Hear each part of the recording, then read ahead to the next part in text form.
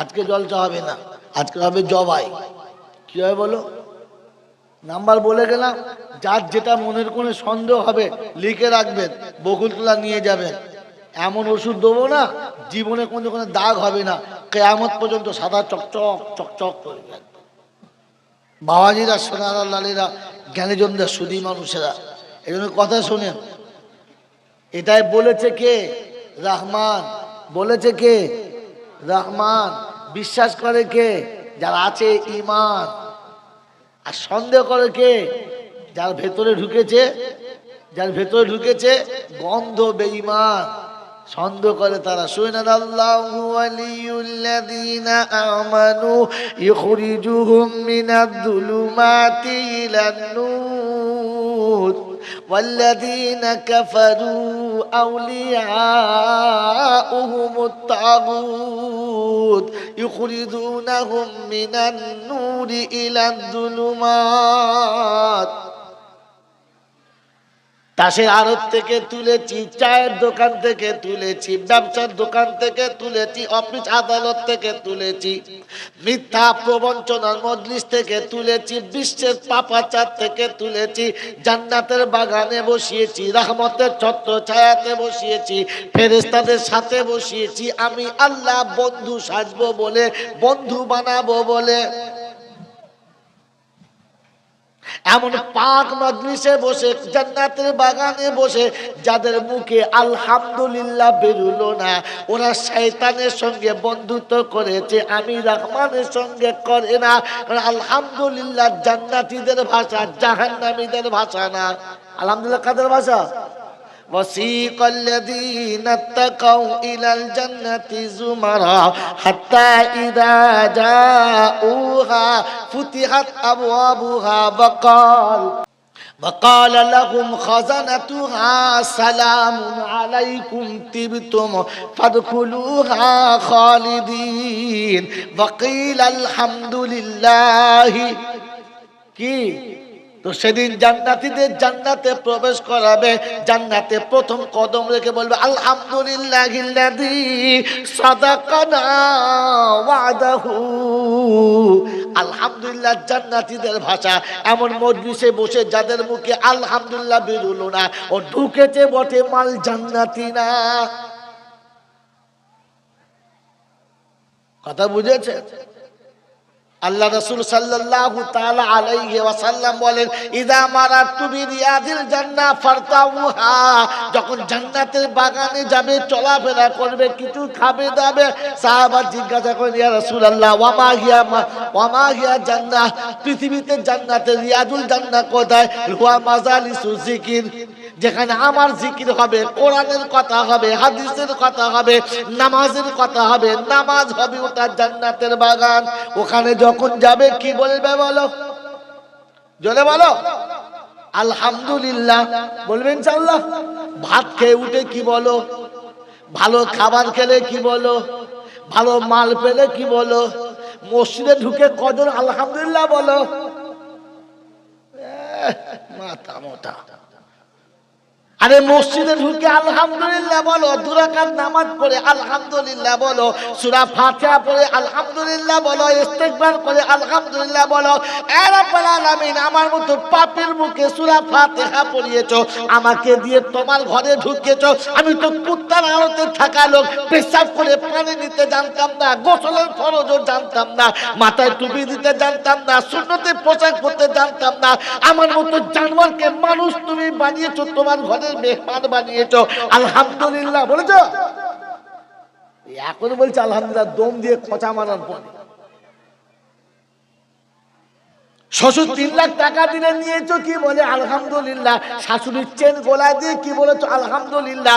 বিবিকে ভোগ করে বিছানা থেকে উঠে কত বলেছো? আলহামদুলিল্লাহ বলেছে। বলেছে? আরে বোকা কোথাকার। শ্বশুরের টাকাটা ভালো, শ্বশুরের গাড়িটা ভালো, বিছানায় যাওয়ার সময় কজন বিসমিল্লাহ বলেছো? খাবার সময় দেখেছে খাসির মাংস, মুরগির চাপ, বিসমিল্লাহ। বলছে ছেঁচড় কোথাকার, এটা বিসমিল্লাহ। বিবির বিছানায় যাওয়ার সময় বিসমিল্লাহ বলতে হয়, ওটা শেখাতে হবে।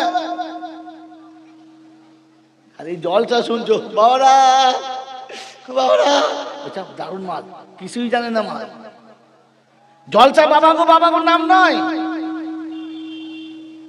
উম্মত ধর্ম বলে যেটাকে জানে ওটা ঠিক কিনা জানিয়ে দেন। 2 রাকাত নামাজ পড়ে আলহামদুলিল্লাহ বলতে হয়, জানেন? ও তো আজও মনে হয় নাই যে আল্লাহ তোমার রাসূল বলেছে উম্মতের 2 রাকাত নামাজ ঠিক হয়ে গেলে তার আখিরাত সব বেড়া পার। আর তুমি আমাকে দিয়ে, আমার মতো পাপীকে দিয়ে মিথ্যা বলি, অন্যায় করি, সুদ খাই, চুরি করি, বোনের সম্পত্তি মেরেছি, ভাইয়ের মেরেছি, পাড়ার মেরেছি, দেশের মেরেছি, দশের মেরেছি, দেখিয়ে মেরেছি, না দেখিয়ে মেরেছি, যখন খুশি মেরেছি, রাতেও মেরেছি, দিনে মেরেছি। আমার মতো অপরাধীকে তুমি 2 রাকাত নামাজ পড়ালে আলহামদুলিল্লাহ, আল্লাহ তুমি কত বড় মহান বলে তো। ও তো শালা নামাজ পড়ে হাত তোলার আগে লাভ মেরে উঠেছে, সারা সপ্তাহ মসজিদে যাবে না, আর জুমার দিনে কখন ঢুকবে ফেরেশতাও বুঝতে পারে না, আর কখন পালিয়েছে ফেরেশতা তাও জানে না। বুড়ো বয়সে নামাজ পড়ছে ঠপা ঠপ, পিছন দিকে হাওয়া বেরছে ফকা ফক, নামাজ পড়ছে, ওর হুঁশ নাই হাওয়া আছে না চলে গেছে, এখন নামাজ পড়ছে। বাবাজিরা কি বলবো, হাতে সময় নেই, আর আপনাকে জয় করার সময় চলে এসেছে। শুনে রেখে দেন, সারা জীবন শুনে রাখেন ইমানদারের শেষ নমুনা কি, বলেন চট করে বলেন। আরে ইমানদারের শেষ নমুনা কি? বাংলার তারকাওয়ালা আমরা ভেতরে বসে আছে, গিয়ে জেনে নেন। আল্লাহ নবীর সাহাবী হওয়ার জন্য শর্ত কি? নবীকে দেখে না দেখে? তাড়াতাড়ি বলেন। এই সাহাবী হতে গেলে নবীকে দেখে না দেখে? শুধু দেখে? শুধু দেখে? নবীকে দেখলে যদি সাহাবী হতো তা আবু জেহেল সাহাবী হয় নাই কেন? উতবা সাহেব সাহাবী হয় নাই কেন? বিশ্বাস হয় নাই কতটা? বোকা কোথাকার, কিছু জানে না। নবীকে ঈমানের হালাতে পূর্ণ বিশ্বাস করে দেখলে তবে সাহাবী, আর আখিরাতে পূর্ণ বিশ্বাস করলে তবে ঈমানদার হবে, তা নাহলে ঘোড়ার ডিম হবে। আর সময় নিয়ে হাতে এত শর্ট বলে দিলাম, বাকিটা শুনে নিন অন্য সময়তে। আল্লাহর নবীর একটা সুন্নতকে অস্বীকার করলে তার নাম কি? মুনাফিক। আমি শর্টে শোনাচ্ছি, বুজুর্গদের কাছে শুনে নিও। আল্লাহ নবীর ফয়সালা হয়ে গেছে, মুনাফিক বললে পছন্দ হয় না ওমরের কাছে, ওমরের কাছে চলে গেছে। কি ব্যাপার? বললে ভাই তুমি যা বিচার করবে করো, আপনি কিন্তু একটা কথা বলে দিচ্ছি। বলে কি? নবীর ফয়সালা করে আমার দিয়েছে তরবারি, ও বলছে হয় নাই। নবী নাকি বোঝে নাই। বলে বোঝে নাই, দাঁড়া, তরবারি আনলে না, চালিয়ে দিলেন। কাকে? এরকম দাড়িওয়ালাকে। কাকে? টুপিওয়ালাকে। কাকে? বড় জামাওয়ালাকে। কাকে? ফজরের নামাজ পড়নেওয়ালাকে। কাকে? হাতে তাসবিহ ছিল যাকে তাকে। হাতে তাসবিহ, মুখে দাড়ি, মাথায় পাগড়ি, পা পর্যন্ত জামা, ফজরের নামাজ নবীর পিছনে পড়েছে, দিলে চালিয়ে গোটা মদিনাতে হুলুস তুলুস হয়ে গেল যে ওমর কতল করেছে। আল কাতলু বিল কাতল, জানের বদলে জান চাই, ওমরের বিচার চাই। আল্লাহ নবী মদিনার মসজিদে বসেছেন, সাহাবীদের পুরো ঢল নেমে গেছে, গোটা মদিনা স্তব্ধ হয়ে গেছে। মুনাফিক একেবারে মাথার উপরে পানি নিয়ে না পাচ্ছে, ওমরের মুন্ডু চাই, মুন্ডু চাই। সব স্লোগান চুপ হয়ে গেছে। আল্লাহ নবী জিজ্ঞাসা করলেন, ওমর একটা মানুষকে কতল করার আগে আমাকে জিজ্ঞাসা করলেন না? ওমর বললেন, ইয়া রাসূলুল্লাহ, ইয়া হাবিবাল্লাহ, আমার নবীর যে একটা ফয়সালা মানে না, ওকে কতল করার জন্য আমার আর পারমিশন লাগে না। জোরে বলেন সুবহানাল্লাহ। মুনাফিক বলতে, দেখেন নবী দেখেন, কথা শুনেন, একবার সাহস দেখেন, আপনার সামনে কিরকম বলে দেখেন, ওর নাকি পারমিশন লাগে না। দেখুন খালি একবার। আল্লাহ নবী ভাবলেন কি করি, কি ফয়সালা দিই। মাথা নামিয়েছে, নবীর মাথা নেমেছে তো আসমান থেকে জিবরাইল নেমেছে। জোরে বলেন না সুবহানাল্লাহ। কে নেমেছে? বড় হুজুর নামে নাই, বড় পীর সাহেব নামে নাই। কে নেমেছে? জিবরিল আমিন নেমেছেন। নবী যেমনি মাথা তুলেছে তো জিজ্ঞাসা করছে, হাবিব কি ফয়সালা দেবে? বললে কি ফয়সালা দেবো তাই তো চিন্তা করছি। বলে ফয়সালা আসমানে হয়ে গেছে। বলে কি? বলে যেটা ওমর চেয়েছে। আরেকবার জোরে বলেন সুবহানাল্লাহ। ওমর কি চেয়েছে? তো কোরআন শুনছি, ফালা ওয়া রাব্বাকা লা ইউমিনুন, যে রাসূলের একটা ফয়সালা মানে না, আল্লাহ তাকে ঈমানদার বলে না। আর মুনাফিকের কতল করলে বদলা দিতে, নবীর একটা কথা না মানলে সে যদি মুনাফিক হয়, আমার নাম কি? মাল সব জাঁদের জাঁদের মাল বসে আস। কি জি বলবো বলবো, এই বলবো, হ্যাঁ না বলে না। ঠান্ডা হয়ে গেলে, যে এতক্ষণ যখন হ্যাঁ হ্যাঁ করছিলেন এখন ঠান্ডা হয়ে গেলেন কেন? আমার নবী যা বলেছে ঠিক বলেছে না ভুল বলেছে? ও খোকা, হ্যাঁ ঠিক বলেছে না ভুল বলেছে? তো শুনিয়েছেন, লা ঈমানান লিমান লা আমানাতা লা ওয়ালা দীনান লিমান লা আহদা লা। যে কথা দিয়ে কথা রাখে না, দিনদার হতে পারে না। যে আমানত রক্ষা করে না, আমি রাসূল বলছি ও ঈমানদার। জোরে বলো না। কথা রেখেছো বাবজি, কথা রেখেছো, কথা বলো, কথা রেখেছো। বিয়ের সময় কথা দিয়েছিলে মেয়ের মতো আমার কাছে থাকবে, বৌমা বলে নিয়ে যাচ্ছি না। ও শ্বশুরের দলেরা, বৌমাকে মেয়ের মতো রেখেছো। কি দিনদার রে, খালি পগড়ি মাথা দিয়ে চলে তোমার। কথা রেখেছো। প্রতিবেশীকে বলেছিলে আমি বাস করলে তোমার কষ্ট হবে না, বন্ধুকে বলেছিলে আমার সঙ্গে চললে তোমার বিপদ হবে না, সাথীকে বলেছিলে আমি তোমার কখনো মঙ্গল চাইবো না। কথা রেখেছো, এ কথা রেখেছো, রাখো না। আল্লাহ নবী এর জন্য বলছে, সাহিবুল বাইতে বিমা আদরাফি, ঘরওয়ালা সব থেকে ভালো জানে ভেতরের খবর কি। আমি মৌলবী জয়নালের জামা তো দেখেছো, মাথায় পাগড়িটা দেখেছো, সুন্দর করে কথা বলার ঢংটা দেখেছো, ভাইয়ের সঙ্গে ব্যবহার দেখেছো, বোনের সঙ্গে ব্যবহারটা দেখেছো, আমার বিবির কাছে গিয়ে জিজ্ঞাসা করেছো মালটা ঘরে এসে নামাজ পড়ে কিনা, আমাকে সালাম দেয় কিনা, আব্বাকে সালাম দেয় কিনা, বোনদেরকে সালাম দেয় কিনা, নাতি নাতনিকে সালামটা দেয় কিনা, মসজিদে নামাজ পড়তে যায় কিনা। খালি দূর থেকে কলা গাছ শুনে তাল তোলায় শুয়ে পড়েছে। ও এই জন্য মেরে মোহতম দোস্তর বুজুর্গ, আগে বলো ঈমান সহি রাখো। লা ঈমান লিমান লা আমানাতা লা। আল্লাহ নবী বলেন ও ঈমানদারি না যে আমানত রাখতে পারলো না। স্বামী তোমার কাছে বিবি আমানত, বাপ বেটা তোমার কাছে আমানত, ধনীদের কাছে গরিবরা হলো আমানত, চোখরাদের কাছে অন্ধরা আমানত, দুর্বলের সবলের কাছে দুর্বল হলো আমানত। কোনটা আদায় করে বলো? জুমার দিনে নামাজ পড়তে এসে এমন তসবিহ পড়ছে, এমন দাড়িতে হাতগুলো চেয়ে মনে হচ্ছে মদ দাঁড় ঝুঁকেছে,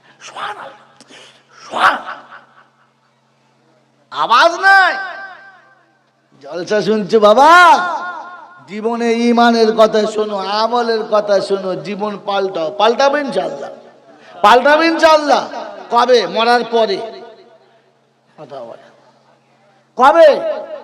আমাদের এখানে জলসা হবে কবে? আজকে হচ্ছে না, হচ্ছে না। আর হ্যাঁ না না বলেন না, জোরে বলেন হ্যাঁ না না।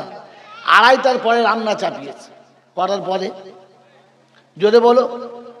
তো লোক জিজ্ঞেস করছে হ্যাঁ গো কি করবে? বলি শ্রোতারা খাবে। বলি শ্রোতারা খাবে 2:30টার পর? কখন খাবে? বলছে খাবে খাবে, ঠিক। আচ্ছা 2:30টার পরে যদি রান্না চাপায় তো শ্রোতারা ভাত পাবে? এরা খাবে না পালাবে? ভাত খেতেছে 3:30টার সময়, নামি বলছে বাবা দাও খাওয়া চালু করো। তো বলছি কে খাবে? বলছি কে? যে খাওয়াছে তো চলে গেছে, খদ্দের আছে না চলে গেছে। জোরে বলো। এখন যে রেঁধেছে ও আর পাবে? দর্শক ভাত পাবে? কথা বলো, কথা বলে না। দর্শক ভাত পাবে? 3টের সময় ভাত নামালে, 3:30টার সময় ভাত নামালে এই লোকগুলো থাকবে? কথা বলো, থাকবে? তো কার জন্য করেছো? সব তো চলে গেছে। হ্যাঁ না বলেন। এই 2:30টার সময় যে রেঁধেছে ও বোকা না বুদ্ধিমান? জোরে বলো, সবাই মিলে বলো। বোকা তো? কথা বলে না, কি আশ্চর্য। এই 2:30 3টের সময় যে ভাত রেঁধেছে এদের খাওয়াবো বলে, সে বোকা না বুদ্ধিমান? জোরে বলো। সত্যি বোকা না একটু বোকা? একদম ফুল বোকা। হ্যাঁ না না, জোরে বলেন। বোকা তো তো এখানে কে কে বোকা আছে হাত তোলেন তো। সব বুদ্ধিমান কিন্তু একদম নিরেট বোকা, নিরেট বোকা, নিরেট বোকা, নিরেট বোকা। লিখে না, খাতায় লিখে না। বাজিরা সোনার হালালেরা, 3টের সময় রান্না করলে এই লোকগুলো খাবে না, সব চলে যাবে। আর চলে গেলে কাকে দেবে? হ্যাঁ না না, কারণ যে চলে গেছে তাকে খাওয়ানো যায় যায় যায়। তো পাড়ার লোক জিজ্ঞাসা করছে, ও মুফতি ইউনূস সাহেব, বলে কি কার জন্য রেঁধেছো? সে তো সব চলে গেছে। হ্যাঁ না না বলেন তো। আপনার বাপ মরে গেলে মাথার কাছে কোরআন পড়ছেন, কাকে শোনাচ্ছেন? বাপ আছে? বাপ আছে? বলো। তো চলে গেছে। কলমাখানি করেছেন কার জন্য? ও আছে? সে তো চলে গেছে। আরে গোসল দিচ্ছেন কাকে? সে আছে? কথা বলে। সারা জীবন উল্টো পথে চলে আর মৌলবীদের হাত তুলে উঠাল দোষ বলে। ওই বাবাজি, তুমি যে কলমাখানি করেছো কার জন্য? আছেও। কলমা তো জীবনে পড়ানোর কথা ছিল, গোসল তো বেঁচে থাকতে দেওয়ার কথা ছিল, কোরআন তো বেঁচে থাকতে শোনানোর কথা ছিল। কোরআন ফাজে ফাইজা কুলাল কোরআন ফাস্তামি উলাহু ওয়ানসিতু, ধীরে পড়ো, আস্তে পড়ো, মন মনোযোগ শোনো। তো শুনবে কে যে বেঁচে আছে, যে মরে গেছে? কোরআন তো পড়েছো সেদিন বাপ মরেছে যেদিন, কোরআন তো পড়েছো সেদিন বাপের 40-এ যেদিন, কোরআন তো পড়েছো সেদিন বাপ মরে গেছে যেদিন। ওই দিনে পাড়ার লোকের দিকে কোরআন পড়ছে, ওরে মাথা মোটা, সে তো চলে গেছে, পাবে কে? সারা জীবন লোককে ঠকাচ্ছ আর মৌলবীদের আঙুল তুলে দেখাচ্ছ। খোকা মনে রাখো, বাড়ি নিয়ে যাবে। পাড়ার লোকের ডাকছে, হবে সাহেব আসুন, আমার বাপে একটু গোসল দেবে। ও মালটা আছে? আরে ওর 40 বছর বয়স, 18 বছর বয়স থেকে গোসল ফরজ হয়েছে, 62 বছরে মরেছে, বাকি 40 বছর গোসল কে দিয়েছে? এখন মরার পরে শুকনো মালটা গোসল দিতে যাচ্ছ? বাবাজিরা, এই জাতির অদূর ভবিষ্যতের ভুলটা ভাঙানোর জন্য এ মার্কাজ, এ সেন্টারের দরকার। এ কারবালা বেঁচে থাকবে, এ কারওয়া বেঁচে থাকবে, এ কারখানা চালু থাকবে। তো আগামী দিনে মানুষ বুঝবে জ্যান্ত মানুষকে কোরআন পড়াতে হয়, জীবিত মানুষের কলমা শোনাতে হয়। গোটা জীবন দাদুর কাছে বসে কলমা শোনায়, বিবির বিছানায় শুয়ে কোন বিবির কাছে কলমা শুনেছ? শোনে না। পিসাব হোঁচট পিসাব। এখন নিজের বিবিকে কলমাটাই শোনায় নাই, আর বিবির কাছে কলমাটাও শোনে নাই। সমাজে পিসাব সেজে বসে আছে। যেদিন জানাজার খাট উঠবে সেদিন কলমা পড়বে, আশহাদু আল্লাহ। কাকে শোনাচ্ছি? মাল তো প্যাকিং হয়ে গেছে, তো চলে গেছে। কাকে কলমা শোনাচ্ছিস বাপ? যখন বিছানায় শুয়েছিল তখন কলমা শোনাতে হতো, যখন চলছিল ফিরছিল তখন কলমা শোনাতে হতো। চলে যাওয়া মালটাকে কলমা শোনাচ্ছ? ও বাবাজিরা, সোনার লালীরা, বলেন কলমা জ্যান্ত মানুষকে শোনাবো না মাইয়েতকে? জোরে বলেন, কাকে শোনাবেন? জোরে বলেন। মেরে মোহতম দোস্তর বুজুর্গ আল্লাহওয়ালা ভাইরা, জ্ঞানীজনরা, সুধী মানুষেরা, গোটা জীবন তো ভুল পথে চলতে শুরু করেছি, এখনো পর্যন্ত শোধরাবার চেষ্টা করি নাই। শোধরাবো ইনশাআল্লাহ, শোধরাবো ইনশাআল্লাহ। আগামী দিনে কোরআন জ্যান্ত মানুষের কাছে শোনাবে ইনশাআল্লাহ। গোটা জীবন পাশে বসে সূরা ইয়াসিন শোনান, গোটা জীবন পাশে বসে সূরা মুলক শোনান, গোটা জীবন পাশে বসে সূরা রহমান শোনান। মরার পরে কাকে শোনাচ্ছেন? মাল তো চলে গেছে, মাল তো চলে গেছে। এই জন্য বাবাজিরা, সোনারা, লালীরা, আমার জ্ঞানীজনরা, সুধী মানুষেরা, এই কারখানা হচ্ছে তার নমুনা। যারা সকালে উঠে সূরা ইয়াসিন পড়বে, সন্ধ্যাতে সূরা মুলক পড়বে, সারাদিন কোরআনের তেলাওয়াত হবে, সারাদিন কোরআনের তেলাওয়াত হবে, ওরা আল্লাহর কাছে নীরবে হাত তুলে দোয়া চাইবে, আয় আল্লাহ, এই জাতিকে উন্নতির পথে নিয়ে যাওয়ার জন্য যারা সত্যিকারের আলো দেখিয়েছে, আমরা তাদের পথ প্রদর্শক হব, আমরা তাদের সাথী হব, তাদের জন্য হাত তুলেছি, তুমি ক্ষমা করে দাও। এমন মানুষের কাছে আমরা হাত তুলবে ইনশাআল্লাহ, তুলবে ইনশাআল্লাহ, তুলবে ইনশাআল্লাহ। ওর আল্লাহ নবী সাল্লাল্লাহু আলাইহি ওয়াসাল্লাম শুনিয়ে দিয়েছেন, ছেলে দোয়া করলে বাপের সব থেকে বড় কাজ হবে। কে দোয়া করলে? কে দোয়া করলে? ছেলে দোয়া করলে, আপনার ছেলে কোরআন জানবে তবে তো দোয়া করবে, আপনার ছেলে কলমা জানবে তবে তো দোয়া করবে, আপনার ছেলে কলেমার প্রতীক হবে তবে তো দোয়া করবে। আমার বাবাজিরা, আমার সোনাচ্চার বন্ধুরা, আমার সোনামণি মায়েরা বোনেরা, যে মা আপনাকে আমাকে পৃথিবীর আলো আর বাতাস আনতে গিয়ে রক্তের বন্যা বইয়ে দিয়েছে, রক্তের স্রোত বইয়ে দিয়েছে, সারাটা জীবন নিজের বুকে ব্যথা চেপে রেখেছে, স্বামীর লাঞ্ছনা সহ্য করেছে, দেওরা ভাসুরের যন্ত্রণা সহ্য করেছে, শ্বশুর বাড়ির সব ব্যথা সহ্য করেছে, আর তোমাকে আমাকে বুকে করে নিয়ে এই জন্য বড় করেছে, আমার সন্তান একদিন বড় হবে, আমার সন্তান একদিন বড় হবে, আর আমার দুঃখ ঘুচে যাবে, এই আশা নিয়ে, এই আশা নিয়ে সব কষ্ট যে সহ্য করেছে সে হলো আপনার আমার মা। হেসেছে তো আমাকে নিয়ে, কেঁদেছে তো আমাকে নিয়ে। একদিন সন্তান দুমুঠো ভাত ভালো করে খায় নাই, বাচ্চা সকালে দুমুঠো ভালো করে খায় নাই, সন্ধ্যাতে দুমুঠো ভাত খায় নাই, মা পেরেশান হয়ে গেছে, আমার বাচ্চা কেন খাচ্ছে না, সবার বাচ্চা খাচ্ছে, আমার বাচ্চা কেন খাচ্ছে না। মা সেদিন কেঁদেছে, আল্লাহর কাছে বলেছে, আল্লাহ আমার বাচ্চা কেন খায় না, আল্লাহ আমার বাচ্চাকে খাবার মতো সুযোগ দাও। মা কেঁদেছে সেদিন যেদিন বাচ্চা খায় নাই। আজ মা বসে বসে কাঁদছে এদিন যেদিন বাচ্চা মাকে দুমুঠো ভাত দেয় নাই। এই মুসলমানের ছেলেরা, মনে পড়ে যে তোমাকে না খাইয়ে কোনোদিন খেত না, তোমাকে না ঘুম পাড়িয়ে কোনোদিন ঘুমাতো না, যে তোমাকে না হাসিয়ে কোনোদিন হাসতো না, যে তোমাকে না সাজিয়ে কোনোদিন সাজতো না। অন্ধকার কবরে মা অপেক্ষা করে বসে আছে, আমার বাচ্চা আমার কাছে আসবে।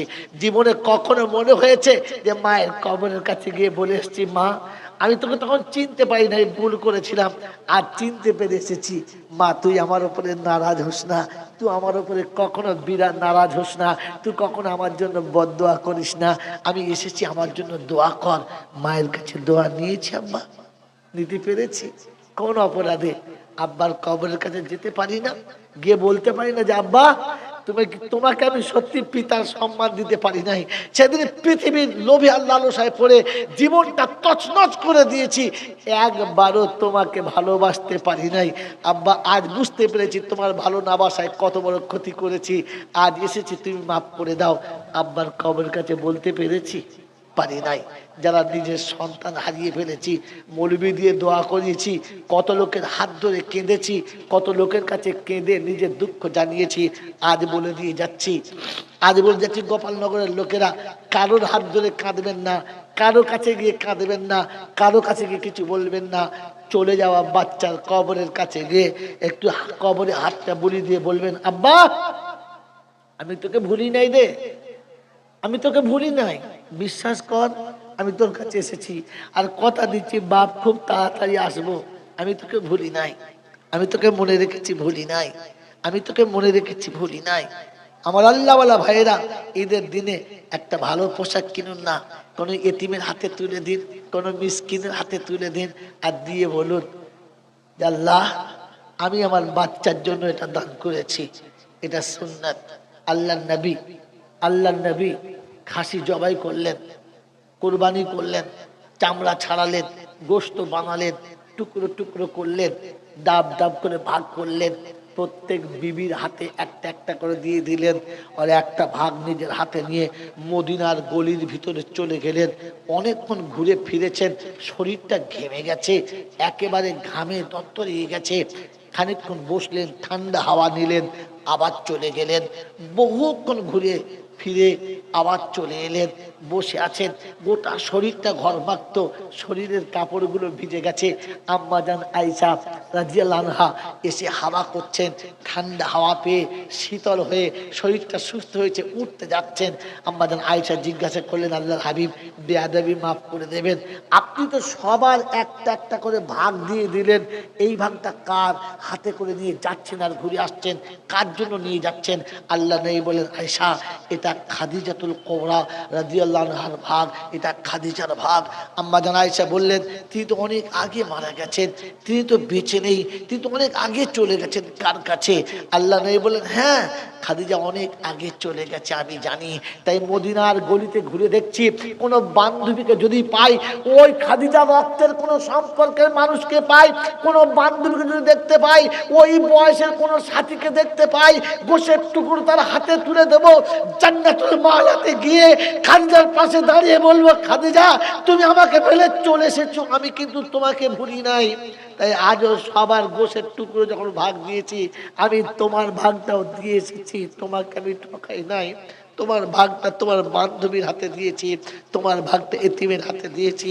ওরে সোনাচ্চার সন্তানরা, ওরে গোপালনগরের যুবকেরা, মনে পড়ে একদিন যারা কচু সিদ্ধ করে, একদিন যারা আটা রুটি খেয়ে, ভুট্টার আটার পানি খেয়ে তোমাকে আমাকে করে করে মানুষ করে পৃথিবীর আলোতে রেখে গেছে, ভাঙা মাটির দেওয়ালের ভিতরে জীবন কাটিয়ে তোমার আমার জন্য ইটের বাড়ির ব্যবস্থা করে দিয়ে চলে গেছে। সেদিন তাদের চোখের পানি পড়তে পড়তে তোমার রাস্তাটা, কাঁচা রাস্তাটা পাকা ঢালাই হয়ে গেছে। এটা তোমার বাপের চোখের পানি, এটা তোমার মায়ের চোখের পানি। যে বাচ্চাকে দুমুঠো ভাত মুখে তুলে দিয়ে আড়ালে বসে চোখের পানিটা আঁচলে মুছে বলেছে, আল্লাহ পেটে সন্তান দিয়েছো, মুখে দুটো ভাতের ব্যবস্থা করে দিলে না। ওই মায়ের চোখের পানিতে রাস্তা পাকা হয়ে গেছে। কোনোদিন মনে হয়েছে যে ভালো রান্না করে কোনো এতিমের হাতে দিয়ে, চাচার কিংবা চাচিমার হাতে দিয়ে, ফুপুর কিংবা খালামার হাতে দিয়ে, পাড়ার কোনো মার বয়সের মেয়ের হাতে দিয়ে গিয়ে ছুটে মায়ের কাছে গিয়ে বলেছেন, মা আমি তোকে ভুলি নাই, বিশ্বাস কর, শবে রাতে খেয়ে রান্না করে সবাই দিয়েছি, তোর ভাগটাও দিয়েছি, আমি তোকে ভুলি নাই। মা বাড়িতে বিয়ের অনুষ্ঠানে সবাইকে দিয়েছি, তোর ভাগটাও দিয়েছি, ভুলি নাই। বলেছি মায়ের কাছে, বলতে পেরেছি। মা মনে আছে, মা মনে আছে, ভুলে গেছি। আমি তো মা হয়ে গেছি, আমি তো আব্বা হয়ে গেছি, আমি আব্বা হয়েও আব্বার কথা মনে করতে পারলাম না। আমি বুঝতে পারি না যে আমার সন্তানের প্রতি মায়া করতে আমি কত দূর নিচে নেমেছি, আমার বাপ কত নিচে নেমেছিল। আমি মা হয়ে বুঝতে পারি নাই যে আমার বাচ্চাকে মানুষ করতে কত নিচে নেমেছি, তো আমার মা এর থেকে কত নিচে নেমেছিল। কারণ আজ সচ্ছলতা এসেছে, সেদিন সচ্ছলতা ছিল না। তাই যে মা আর যে আব্বা অন্ধকার কবরে চিরতরে চলে গেছে, আল্লাহ নবী বলেছেন ওদের জান্নাতের বাগান বানানোর জন্য রাস্তা তিনটে। একটা হলো সাদকায়ে জারিয়া, একটা হলো ইলমিন ইয়ানতাফিউ বিহা, একটা ওয়ালাদিন সালিহিন ইয়াদউ লাহু। আল্লাহ নবী বলেন যাদের পিতামাতা চলে গেছে, সন্তান দোয়া করলে জীবন তাদের ধন্য হবে, সন্তান দোয়া করলে জীবন তাদের ধন্য হবে। আর ভালো ইলম, যে ইলম মাদ্রাসা শেখানো হয়, আমার আগে পীর সাহেব শুনিয়েছেন যে খায়রুকুম মান তাআল্লামাল কোরআনা ওয়া আল্লামা। এই পৃথিবীতে সবথেকে ভালো মানুষ হলো তারা কোরআন শেখে যারা, আর কোরআন শেখায় যারা। এই কোরআন শিখতে শেখাতে জীবন কাটাচ্ছে যারা, বলেছে ইলম কাল কিয়ামতে সবথেকে বড় কাজে হবে। আর নাম্বার 3 সাদকায়ে জারিয়া করে যাবে, যেটা কখনো বন্ধ হবে না, চালু থাকবে। এই কারখানা শুরু হয়েছে, এত বড় মাত্রার ছাদ চলছে, সেটিং চলছে, এখানে কিয়ামত পর্যন্ত ওলামায়ে দ্বীন তৈরি হবে, হাফেজে কোরআন হবে, আলেমে দ্বীন হবে, দ্বীনের মুজাহিদ হবে, ইসলামী এক একটা করে মুজাহিদ তৈরি হবে। এখান থেকে যখন বাচ্চা তৈরি হবে, আপনি কিয়ামত পর্যন্ত কবরে শুয়ে শুয়ে নেকি পাবেন আর সওয়াব পাবেন। আমার সন্তানের সুখের জন্য লক্ষ লক্ষ টাকা রেখেছি, 50 লক্ষ 60 লক্ষ টাকা রেখেছি, 1 কোটি টাকা রেখেছি, 10 বিঘে জমি করে দিয়েছি, 2টো বাড়ি আর গাড়ি করে দিয়েছি, সুখের জন্য, সন্তানের জন্য সব করেছি। আমি আমার জন্য কি জমা করেছি? কারণ আল্লাহ পাক শোনাচ্ছেন, ওয়াত্তাকুল্লাহ, ভয় করো আমি আল্লাহ আমাকে, ওয়াত্তাকুল্লাহ, আমাকে ভয় করো, আমাকে ভয় করো। ওয়াল তানজুর নাফসুম মা কদ্দামাত লিগাদিন ওয়াত্তাকুল্লাহ। আর একবার ভাবো, দেখো, চিন্তা ফিকির করো, আগামী কাল তোমাকে যেখানে যেতে হবে, সেখানে তোমার জন্য তুমি কি জমা রেখেছো, এ বিষয়ে তুমি ভয় করো। আর আমাকে, আমি আল্লাহ, আমাকে খেয়াল করো। এ বাবাজি, আমার আল্লাহওয়ালা ভাইরা, তাই আখিরাতের সেই মঞ্জিল যেখানে সন্তান থেকেও কিচ্ছু কাজ হবে না, বাপ থাকবে কাজ হবে না, ভাই থাকবে কাজ হবে না, বিবি থাকবে কাজে লাগবে না, যেখানে পৃথিবীর কোনো সম্পর্ক কাজ দেবে না, ওই আখিরাতে আমার নেক আমাল আমার সব থেকে কাজে দেবে। ওই আখিরাতে কবরটা একটু জান্নাতের বাগান বানানোর জন্য আজকে দিনে জান্নাতের বাগান কিনে রেখে যেতে হবে। আমার আল্লাহওয়ালা ভাইয়েরা, জ্ঞানীজন সুধী মানুষেরা, আমার সোনামণি মায়েরা বোনেরা, দুটো ছেলেকে ভালো করে মানুষ করে তাদের বাসস্থান কিনে দিতে গেলে মোটামুটি 4 থেকে 5 কাঠা জায়গা দরকার, তবে তো দুটো বাচ্চা ভালো করে বাস করবে। হ্যাঁ না বলেন, হ্যাঁ না বলেন? তো আপনি আর আপনার বিবি জান্নাতের বাগানে বাস করবেন, যে জান্নাতের বাগানটা আল্লাহ পাক মুস্ট আম্বার দিয়ে ঘিরে দেবে। এই জান্নাতের একটা ইট সোনার হবে আর একটা ইট চাঁদির হবে। এই সোনা চাঁদের ইট আর মুস্ট আম্বারের গাড়া দিয়ে যে জান্নাতের বাগানটা সাজানো হবে, ওই জান্নাতের বাগানটা সাজানোর জন্য কোন এমন বন্ধু এখানে আছে, কোন এমন আল্লাহওয়ালা এখানে আছে, এখানে এমন কোন পেয়ারা বন্ধু আছে যে নিজের জান্নাতের বাগানটা সাজানোর জন্য 1 টাকা 2 টাকায় আজকে জান্নাত বিক্রি হবে না, জান্নাত বড় হাই কোয়ালিটি বিক্রি চলবে? বলেন কোন বন্ধু আছেন যে 5 লাখ টাকা দেবে? মোহাব্বতের অনেক দাবি দেখিয়েছি, বিবির মোহাব্বতের সোনার চেন করেছি, বাচ্চার মোহাব্বতের 4 চাকা গাড়ি কিনেছি, সন্তানের মোহাব্বতে 2 বিঘে জমি আর একটা ব্যবসা করে দিয়েছি। আরে মিথ্যা সন্তানের চাকরির জন্য সুদের মতো হারাম পথ বেছে নিয়েছি, ছেলের চাকরির জন্য 2 লাখ টাকা ঘুষও দিয়েছি। এরকম বাপ আছি না নাই? আছি আছি আছি। আরে বোকা, সুদের টাকা যেমন হারাম, ঘুষের টাকাও ঠিক সেই রকম হারাম। আপনি আমি ছেলের সুখের জন্য 10 লাখ টাকা ঘুষ দিয়েছি, প্রাইমারি স্কুলের মাস্টার হবে। ঘুষ দিয়েছি, কি দিয়েছি বলো? জোরে বলো। ঘুষ দিয়েছি, নিজের বৈধ টাকাটাকে অবৈধ করেছি, জন্ম দেওয়া সন্তানকে হারামি প্রমাণ করিয়েছি। হাতে সময় নেই তাই তাফসীর শোনাতে পারলাম না, যে নিজের বৈধ জন্ম দেওয়া সন্তানকে হারামি প্রমাণ করিয়েছি। আমি সেই বাপ। ছেলের সুখের জন্য, ছেলের সুখের মালিক তুমি না তোমার আল্লাহ। জোরে বলো কে? জোরে বলো কে? তো ছেলের সুখের মালিক যদি আল্লাহ ছিল, তো তোমাকে ঘুষ দিতে বলেছে কে? ওই বাবাজিরা, সোনার আল্লাহরা, একবার ভাবি বসে বসে যে আমি জেনে বুঝে কতটা নিচে নেমেছি। বলেন কোন বন্ধু আছেন ইনশাআল্লাহ তৈরি? তাড়াতাড়ি বলেন। জান্নাতে যাওয়ার আশা আছে? খালি ফ্রিতে, শুধু ফ্রিতে? হায় হায়, দুনিয়া সব কিনবে পয়সা দিয়ে, কিন্তু জান্নাত কেনার সময় বলছে ফ্রিতে হলে হতো না? একবার সুবহানাল্লাহ বলি মেয়ে দিত। আমার আল্লাহওয়ালা ভাইয়েরা, জ্ঞানীজনরা, সুধী মানুষেরা, আখিরাত আপনাকে কিনে নিতে হবে। আর দুনিয়া বাকাতে মুকাদ্দার, বল আখিরাতু বাকাতে মুশাক্কাত। দুনিয়াতে যত তকদিরে আছে অতটা হবে, আর আখিরাত নিজেকে খেটে নিতে হবে।